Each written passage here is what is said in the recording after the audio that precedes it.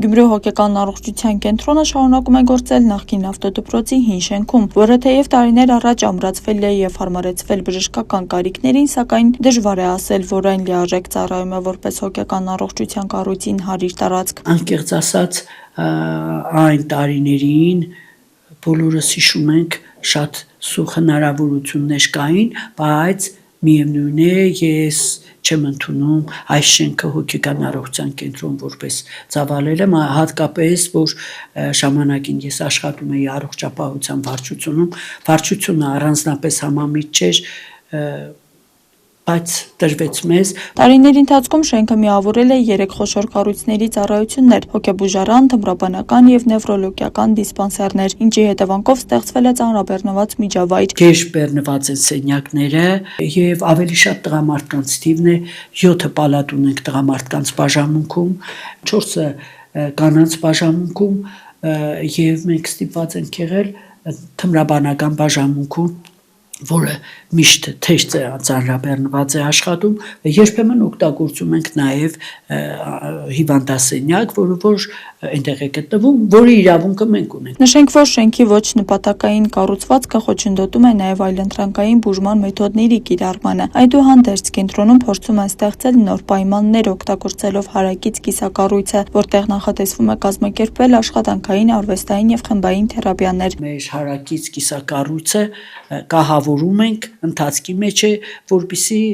կարողանանք այնտեղ այլընտրանքային բուժման մեթոդներ, ինչպես օրինակ աշխատանքային թերապիան է, ինչպես օրինակ արտ-թերապիան է, էրգոթերապիան է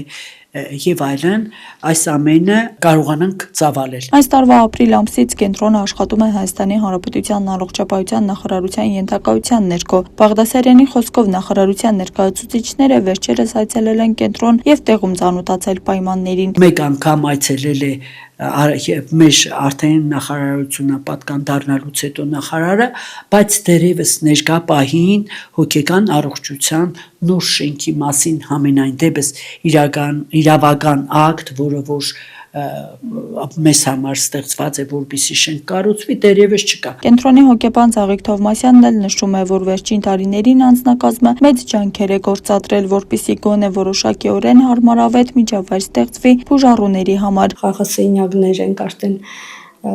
երկրորդ թարգումել կա խաղասենյակ, երրորդ թարգումել ունենք խաղասենյակ, բայց ավելի հարմարավետ սենյակ պատրաստել ենք Բագում նոր կառույց է, ավելի հարմարավետ աշխատում ենք հիվանդների հետ։ Խմբային աշխատանքները ավելի շատ տարվում է հետսենյակում։ Հավելենք, այստեղ Գյումրու հոգեկան առողջության կենտրոնը գործում է 2000 թվականից, տեղում աշխատում է շուրջ 78 մասնագետ, որոնց թվում բժիշկներ, բուժքույրեր և հոգեբաններ։ Աստղիկ Խաչատրյան, Խանո Հովհաննիսյան, այսօր։ Վարչապետ Նիկոլ Փաշինյանն ընդունել է Եվրանեստ խորհրդարանական վեհաժողովի բյուրոյի անդամներին։ Վարչապետը ողջունել է նրանց այցը Հայաստան և Եվրանեստ խորհրդարանական վեհաժողովի 12-րդ դիագումար նիստի անցկացումը Երևանում։ Նիկոլ Փաշինյանը հույս է հայտնել, որ նիստը կանցնի արդյունավետ և կարևորել միջխորհրդարանական ակտիվ երկխոսությունն ու համագործակցությունը։ Հաջորդ թիվ վարչապետն անդրադարձել է Հայաստան-Եվրոպական միություն հարաբերությունների հետագա զարգացմանն ու խորացմանը։ Երկրի ղեկավարը նշել է, որ Հայաստանի կառավարությունը հետևողականորեն շարունակում է ժողովրդավարական բարեփոխումների առաջմղումը Եվրամիության օժանդակությամբ, այդ թվում տարբեր ոլորտներում եվրոպական ստանդարտները ներդնելու նպատակով։ Այս առումով վարչապետը կարևորել է Եվրամիության կողմից ինչպես ֆինանսական, այնպես էլ տեխնիկական ու փորձագիտական աջակցության շարունակականությունը։ Անդրադարձ է կատարվել Հայաստանի և Ադրբեջանի միջև հարաբերությունների կարգավորման գործընթացին։ Նիկոլ Փաշինյանն ընդգծել է խաղաղության հաստատման փաստը և նշել, որ ներկայումս ձևավորվել է բարենպաստ մթնոլորտ երկխոսությունն ու քննարկումները արդյունավետ շարունակելու համար։ Անդրադարձ է կատարվել նաև տարածաշրջանային հաղորդակցության ուղիների ապաշրջափակման ուղղությամբ իրականացվող քայլերին, սահմանազատման գործընթացին և այլ թեմաների։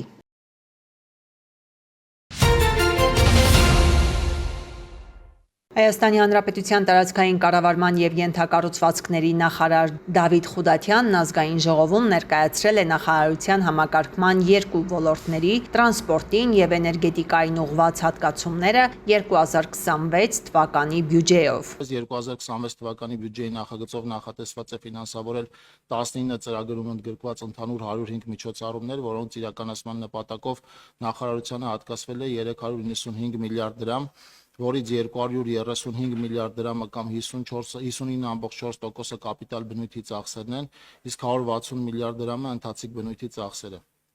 Մասնավորապես տրանսպորտային ոլորտին նախատեսվել է հատկացնել 130.3 միլիարդ դրամ, որի շրջանակներում իրականացվելու են 3 ծրագրեր 29 միջոցառումներով, էներգետիկ ոլորտին նախատեսված է հատկացնել 87.1 միլիարդ դրամ 4 ծրագրի 11 միջոցառումների համար, ջրային ոլորտին նախատեսված է տրամադրել 35.3 միլիարդ դրամ 5 ծրագիր 34 միջոցառումներով եւ տարածքային կառավարման ոլորտին նախատեսված է հատկացնել 142 միլիարդ դրամ, որի շրջանակներում իրականացվելու են 7 ծրագրեր 31 միջոցառումներով։ Ինչպես նախապես ասացի, այսօր կանդրադառնանք տրանսպորտի եւ էներգետիկայի ոլորտին։ Տրանսպորտի ոլորտին նախատեսված է հատկացնել 130.3 միլիարդ դրամ, որը նախորդ տարվա համեմատ ավել է 32.3 միլիարդ դրամով կամ 33%-ով։ Գումարների բաշխումը ըստ ծրագրերի ունի հետեւյալ կառուցվածքը՝ ճանապարհային ցանցի բարելավման ծրագիր 126.5 միլիարդ դրամ, որից 113 միլիարդ դրամը կամ 89.8%-ը կապիտալ բնույթի ծախսերն են։ Մասնավորապես 2026 թվականի ընթացքում 60 միլիարդ դրամի շրջանակներում վարկային միջոցների հաշվին նախատեսված է ավարտել հյուսիս-հարավ ճանապարհային միջանցքի աշտարակ Թալին 34 կիլոմետր եւ շահագործման ընդունել Լանջիկ-Գյումրի 23.2 կիլոմետր ճանապարհահատվածը, կշարունակվի Քաջարան-Ագարագ 32 կիլոմետր երկարությամբ հատվածի շինարարական աշխատանքները, կտրվի Քաջարանի թունելի եւ մոտեցումների շինարարության մեկնարկը։ Իդեպ Քաջարանի թունելի մասով մենք արդեն մրցութային գործընթացի ամփոփման փուլում ենք եւ առաջիկայում հաղթող կազմակերպությանը կունենանք։ 2026 թվականին կմեկնարկի նաեւ Սիսիան-Քաջարան 60 կիլոմետր ճանապարհահատվածի հողերի օտարման եւ տարաբնակեցման ծրագրի իրականացումը եւ կառուցման վերակառուցման աշխատանքները, մասնավորապես Սիսիան-Քաջարան 60 կիլոմետր երկարությամբ հյուսիսային ենթահատվածի, հարավային ենթահատվածի ֆինանսավորումը, ինչպես նաեւ նախատեսում է մեկնարկել Բարգուշատի թունելի կառուցման աշխատանքները, որի մասով այս պահին շինարարական ընկերության հետ բանակցությունները շարունակվում են։ Ընդ որում նախատեսում են նաեւ վերջնականացնել Դիլիջանի եւ Պուշկինի թունելների կառուցման վերակառուցման աշխատանքների, ինչպես նաեւ N6 միջպետական ճանապարհի վնասված հատվածների վերանորոգման աշխատանքները։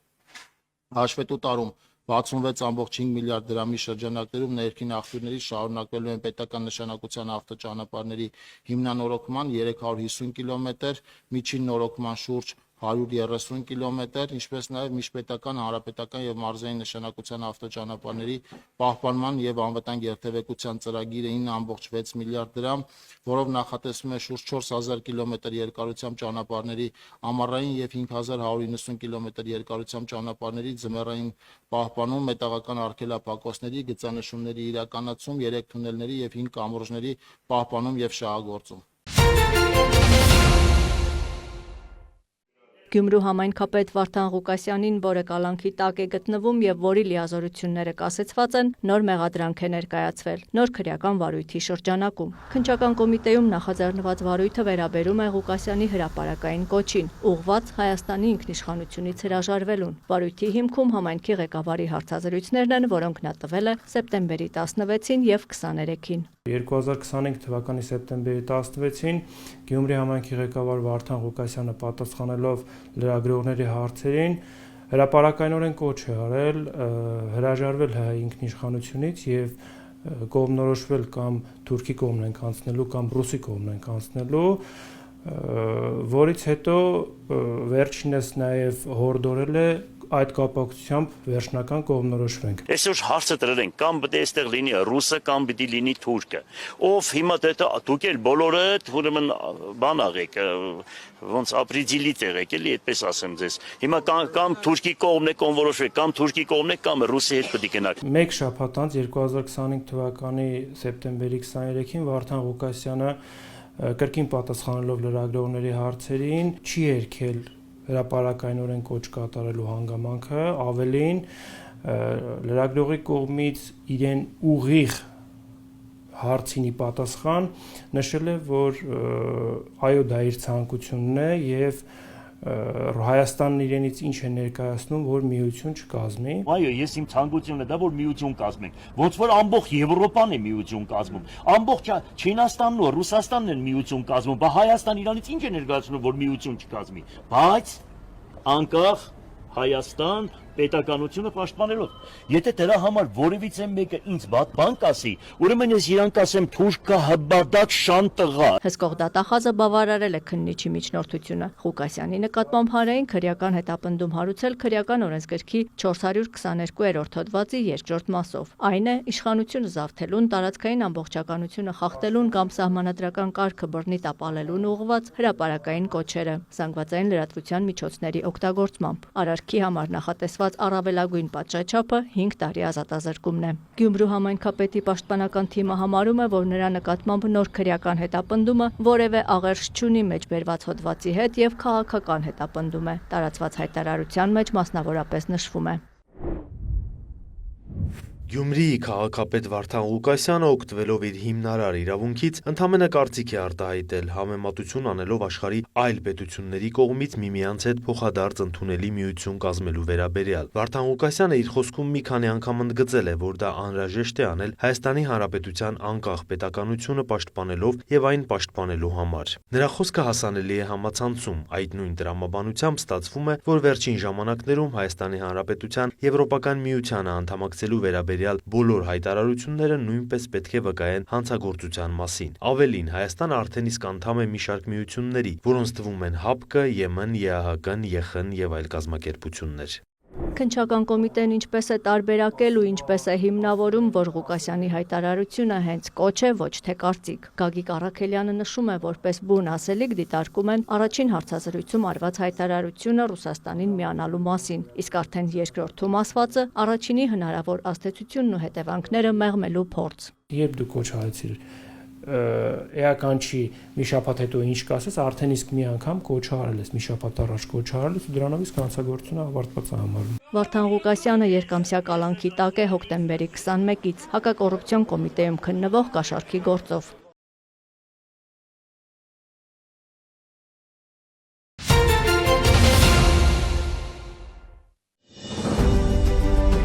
Ճշգրիտ կառավարման փորձ, միանձնյավորոշումներ կայացնելու կարողություն եւ սոցիալական պատասխանատվության բարձր գիտակցում ենթակա անձնակազմի սպառազինության եւ նյութական արժեքների նկատմամբ։ Հենց այս հատկանիշներով պետք է օժտված լինի ցանկացած սերժանտ, կրծել հրամանատարական կազմի սերժանտների դերը բարձրացնելու, նրանց պարտականությունները հստակեցնելու եւ արեստավարժ դարձնելու նպատակով տարածքային պաշտպանական զորքերի նախաձեռնությամբ Վազգեն Սարգսյանի անվան ռազմական ակադեմիայում օրերս անցկացվել է սերժանտը որպես հրամանատար խորագրով սեմինար։ Մասնակիցները պաշտպան հայրենյաց ծրագրի շահառուներն են։ Եթե 19 տարեկանում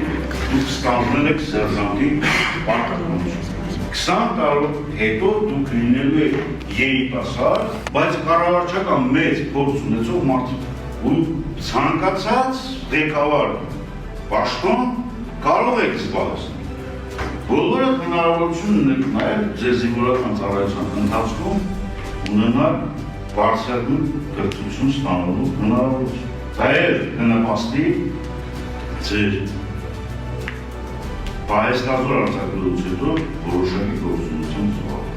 Տարածքային պաշտպանության զորքերի հրամանատար գեներալ-մայոր Սամվել Մինասյանը տղաներին հիշեցրեց արեստավար սերժանտների ինստիտուտի ներդրման մասին ու հավելեց. հաշվի առնելով մասնակիցների ունակություններն ու պատասխանատվության ստանձնման պատրաստակամությունը, աչքի ընկած սերժանտներին կառաջադրեն ջոկի, դասակի, վաշտի, այնուհետև գումարտակի սերժանտի հաստիքներում։ Արթուր Մարկոսյանն օրինակ անցել է մարտավարության հրահանգչի դասերն ու արդեն գումարտակի սերժանտի թեկնածու է։ Հրամանատարական ամենացածր օղակը դա սերժանտական անձնակազմն է, որ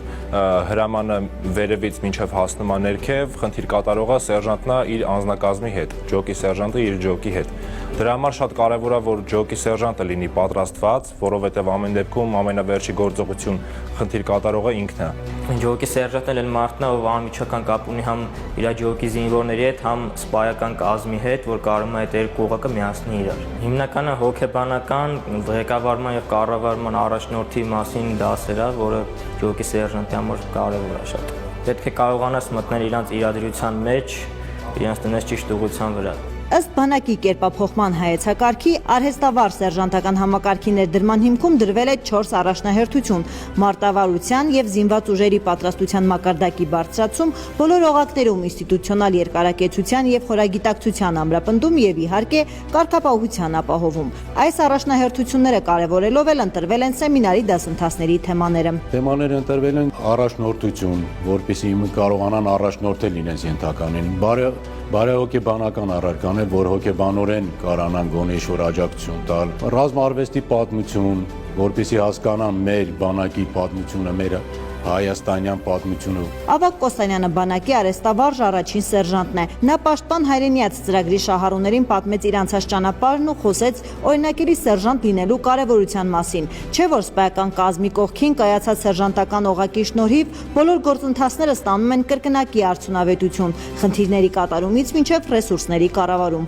Ողջույն պարոն բանակի սերժանտ։ Սեմինարի մասնակիցների հետ հանդիպելու էր եկել նաև գլխավոր շտաբի բանակի սերժանտ Արթուր Գաբրելյանը։ Սերժանտների դերը նրանում է, որ իրանք պետք է հանդիսանան սպայի եւ զինվորի կապող օղակ, այսինքն սպան հանդիսանում է պլանավորող, սերժանտը իրագործող։ Հարստավար սերժանտ դառնալու համար շատ կարևոր է ծառայության փորձը եւ առաջնորդության որակները։ Այսօրվա հանդիպման նպատակն է ծանոթություն, ուզում եմ պարոնայք սերժանտներին ծանոթացնել իմ անցած ուղին, սկսած ժամկետային ծառայությունից մինչեւ օրս։ Այս տղաները նման դասընթացների արդյունքում ստանում են հմտություններ, որոնց շնորհիվ հետագայում կկարողանան արդյունավետ զբաղվել անձնակազմի դաստիարակությամբ։ Ի դեպ, ներկայում սերժանտների ծառայության առաջխաղացումը չի սահմանափակվում մինչև վաշտի սերժանտի հաստիքում, այլ հնարավորություն է տրվում հետագա ծառայությունը շարունակելու գումարտակի եւ գնդի սերժանտի պաշտոններում։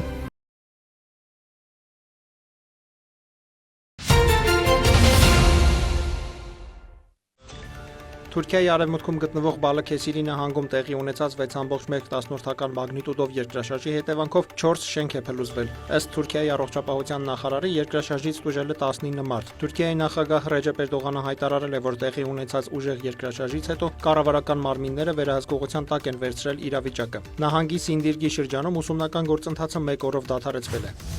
Այս տարվա ամենահզոր փոթորիկը համարվող Մելիսան մոտենում է Ճամայկային Կարիբյան ծովով շարժվելով հյուսիս-արևելք։ Մելիսա փոթորկի պատճառով Ճամայկայում զոհվել է 3, Հայիթիում եւ Դոմինիկյան Հանրապետությունում 4 մարդ։ Մինչև 282 կմ/ժ քամու արագությամբ Մելիսան 5-րդ կատեգորիայի առավելագույն ուժգնության փոթորիկ է։ Մասնագետներն այն բնութագրել են որպես հրեշավոր փոթորիկ։ Փորձագետները զգուշացրել են, որ դրա դանդաղ ընթացքը կարող է նշանակել երկարատև տեղատարափ անձրևներ որոշ տարածքներում, ինչը կմեծացնի ջրհեղեղների եւ սողանքների վտանգը։ Ճամայկայի վարչապետ Էնդրյու Հոլները հրամայել է մարդկանց տարհանել ցածրադիր տարածքներից, քանի դեռ կղզին պատրաստվում է փոթորկի հարվածին։ Երկրի կառավարությունը նշել է, որ վերջին փոթորիկը, որն ուղղակիորեն հարվածել է Ճամայկային, եղել է 37 տարի առաջ։ Ճամայկայի 2 միջազգային օդանավակայանները փակվել են, դադարեցնելով բոլոր գործողությունները։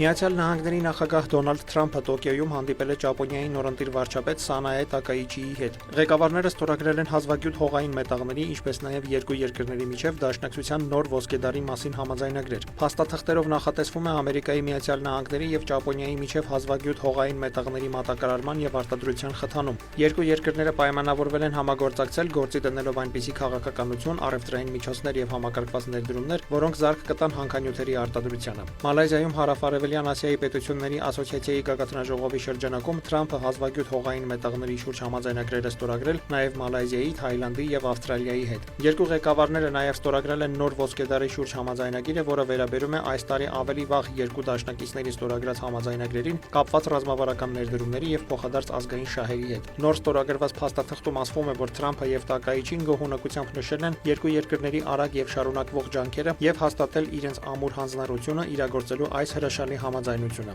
Նոր ոսկեդարի եւ հազվագյուտ հողային մետաղների վերաբերյալ փաստաթղթերը ստորագրելիս Դոնալդ Թրամփը հայտարարել է, որ Ճապոնիան Միացյալ Նահանգների դաշնակիցն է ամենաբարձր մակարդակով։ Նա նաև ընդգծել է ընտրությունում Տակաիչիի որպես Ճապոնիայի առաջին կին վարչապետի հաղթանակի կարևորությունը։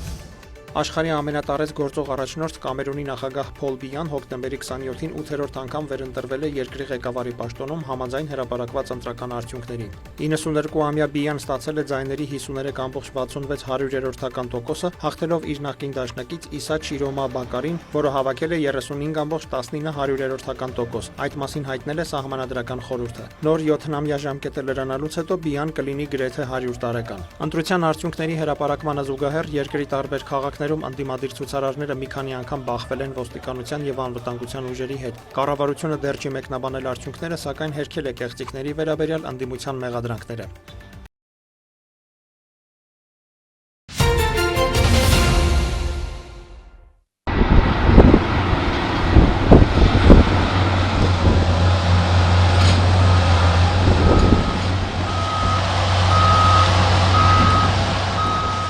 Հայաստանի պետական տնտեսագիտական համալսարանի պատմության մեջ առաջին անգամ ուսանողները հնարավորություն ունեն այցելելու Զանգեզուրի պղնձամոլիբդենային կոմբինատ, կառավարման եւ տնտեսագիտական ֆակուլտետների 2-3 կուրսեցիներին, կանաչ տնտեսություն մագիստրոսական ծրագրի սովորողներին անչափ հետաքրքիր է խոշոր ձեռնարկության աշխատանքը բոլոր առումներով։ Շրջայցը բացանքից է սկսվում, այստեղ հասնողը փորձում է հանքարդյունաբերությունը կապել ընտրած մասնագիտության հետ։ Շատ է տարբերվում են գիտելիքները, որոնք մենք ստանում ենք գրքերի մեջ եւ որը իրականում ենք տեսնում։ Կարծում եմ, որ համատեղելով ընդհանուր բնապահպանությունը եւ ամբողջ աշխատանք կարողանանք կառավարենք ամբողջ տարածքները եւ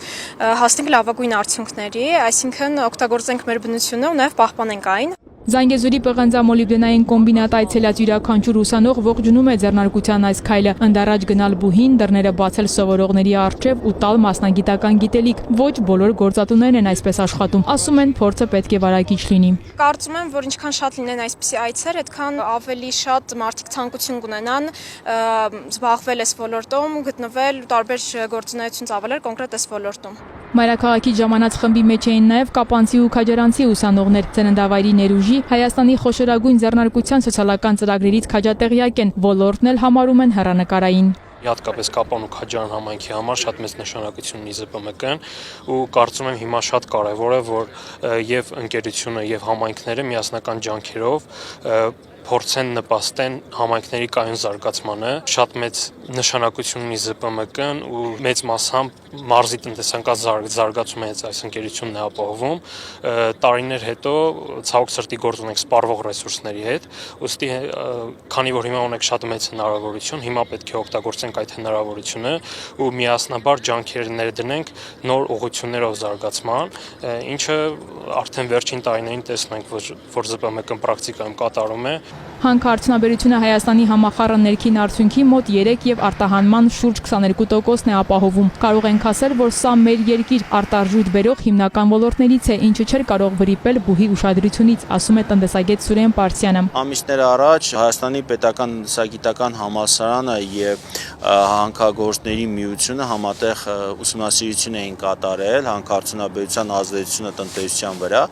որը հրապարակվեց հանքարդյունաբերության ֆորումի ժամանակ եւ նաեւ դա նախատեսվում է նաեւ որպես հոդված գիտական ներկայացվի մեր հանրությանը եւ նաեւ դրա արդյունքները անշուշտ նաեւ ներկայացվում են ուսանողներին դասախոսությունների ժամանակ։ Ուսանողները հանքարդյունաբերության մասին կարծում եմ այս պահին բավարար այսպես գիտելիքներ չունեն, պետք է հնարավորություն տանք նրանք ոլորտը հասկանան, խորանան ոլորտի առանձնահատկությունների մեջ։ Ուսանողները բացանքից հետո այցելեցին նաեւ հարստացուցիչ ֆաբրիկա, մանրակրկիտ ծանոթացան հանքաքարի ջարդման ու մանրացման գործընթացին, իսկ վերջում լսեցին դասախոսություն, տվեցին հուզող հարցեր, որոնք անմիջապես առնչվում են ընտրած մասնագիտությանը։ Դրանք վերաբերում էին հանքարդյունաբերության ազդեցությանը տարբեր ոլորտների վրա, շրջակա միջավայրից մինչև սոցիալական ծրագրեր։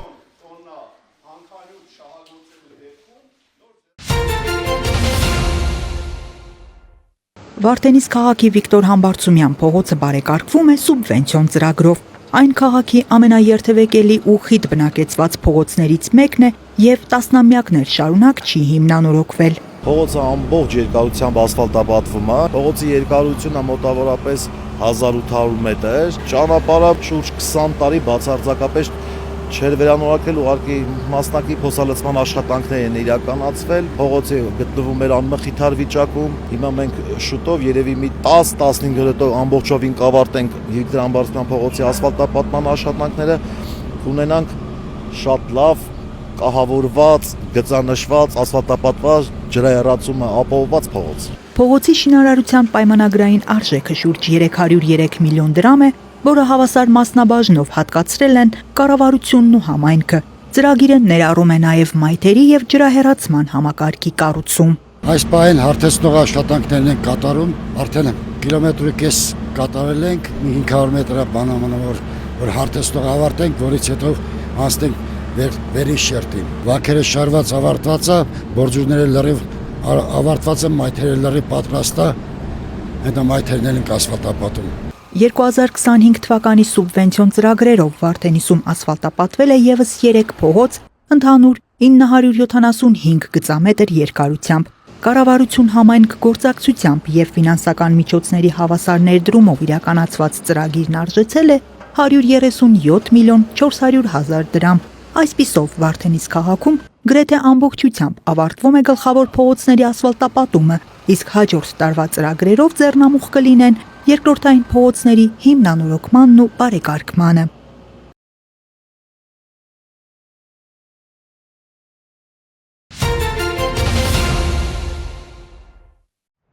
Հոկտեմբերի 20-ից 27-ը մայրաքաղաքում իրականացված ծառայության ընթացքում Երևանի պարեկները հայտնաբերել են ճանապարհային երթևեկության կանոնների 5653 խախտում, պահպանվող հատուկ տարածք տեղափոխելով 164 ավտոմեքենա, մասնավորապես հայտնաբերվել է ոչ սթափ 180 վարորդ, առանց վարորդական իրավունքի վկայականի 238 անձ, հայտնաբերվել է հաշվառման համարանիշի հետ կապված 36, շամրակապված վարելու 1144, առանց մանկական նստատեղի քարսիտի 12, վարելու ընթացքում ծխելու 582, վարելի սեռախոսից օգտվելու 457, հետիոտնի որ սահմանված վայրով անցնելու 157 եւ 1984 այլ իրավախախտում, 184 մեքենա շահագործվել է առանց ապա պայմանագրի, 206-ը տեխնիկական զննություն չանցած, 91-ը լուսարձակների անսարքությամբ, 96-ը թաղանթապատված դիմապակիով եւ կողայնապակիներով։ Բացի այդ, տարբեր կասկածանքներով ձերբակալվելու համայնքային ոստիկանության բաժիններ է տարվել 79 անձ։ Նույն ժամանակահատվածում մարզերում պարեկները հայտնաբերել են ճանապարհային երթևեկության կանոնների 13799 խախտում, պահպանվող հատուկ տարածքներ տեղափոխելով 285 տրանսպորտային միջոց։ Հայտնաբերվել է ոչ ստաբ 236 վարորդ, առանց վարորդական իրավունքի վկայականի 450, կեղծ հաշվառման վկայականով երթևեկող 6 անձ։ Հայտնաբերվել է նաև հաշվառման համարանիշի հետ կապված 53, կեղծ հաշվառման համարանիշով երթևեկող 1, ճամրակապված վարելու 3281, առանց մանկական նստատեղի քարսիտի 171, վարելու ընթացքում ծխելու 441, վարելի սեռախոսից օգտվելու 597, հետիոտնի որ սահմանված վայրով անցնելու 86, արագության գերազանցման 2368 եւ 3612 այլ իրավախախտում, 449 ավտոմեքենա շահագործվել է առանց ապա պայմանագրի,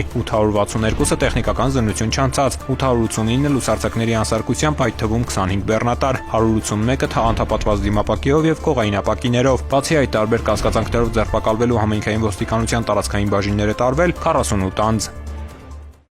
Հոկտեմբերի 23-ին ծառայություն իրականացնելիս Վայոց ձորի մարզի պարեկները ժամը 9-ին Երևան-Մեղրի ճանապարհին կանգնեցրել են ֆոտոն մագնիշի բեռնատար, որի վարորդն ամրակապված չէր։ Վարչարարություն չիրականացնելու համար 51-ամյա վարորդը պարեկներին կաշառք է առաջարկել։ Նա ձերբակալվել եւ ներկայացվել է համայնքային ոստիկանության վայքի բաժին։ Կազմված փաստաթղթերն ուղարկվել են հակակոռուպցիոն կոմիտե։